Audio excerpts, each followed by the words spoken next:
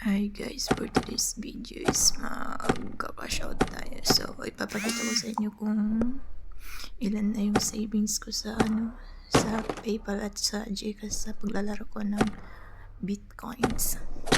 Okay. So, may points tayo ng 100,785. Ika-cash out natin yan.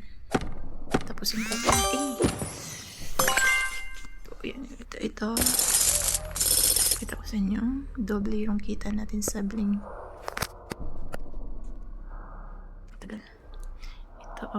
Ito savings pa din yan. After 3 days, makukuha ko na yan. So, doble talaga yung kita. With the real money. So, dito na magka-cash out tayo. Piliin nyo lang kung saan dyan yung gusto nyo. Coinbase, Lightning, PayPal. So, nasa PayPal ako guys. So, ayan. I-ano nyo lang yung Gmail nyo.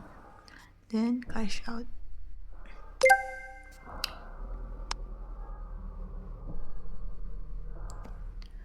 But before that, ipapasilip ko sa inyo kung ilan yung natirang saving ko sa PayPal. Kasi, dati na ako nag-ano.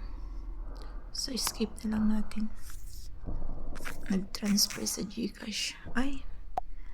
Nalala. Ay. Sino ba yung...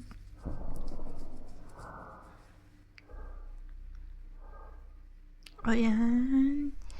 Yan yung last cash out ko. So, ito yung savings ko sa... andun na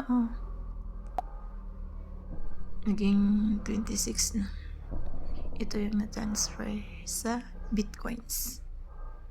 Kanina 20. Ngayon 26.52 na. So, ito yung saving ko sa GCash. Before ko i-cash out or i-transfer sa GCash, ito pala.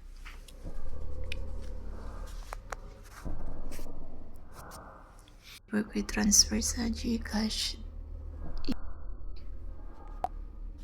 gagawin ko munang 500 kasi yun yung maximum withdraw sa sa GCash.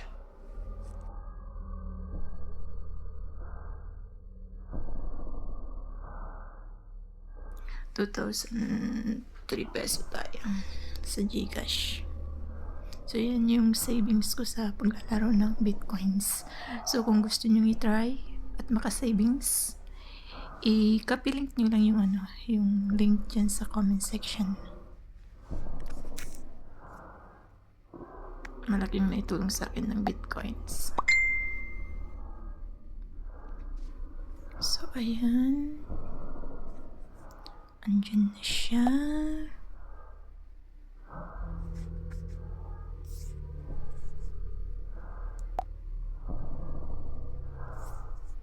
Transfer. So, balik tayo sa Bitcoin.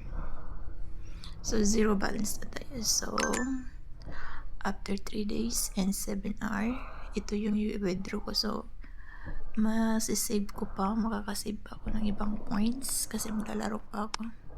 So, madami siyang game na pagpipilian. Dito yung game.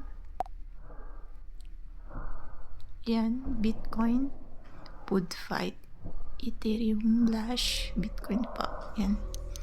Tatlo sila. Yan, pinagkukunan ko ng points.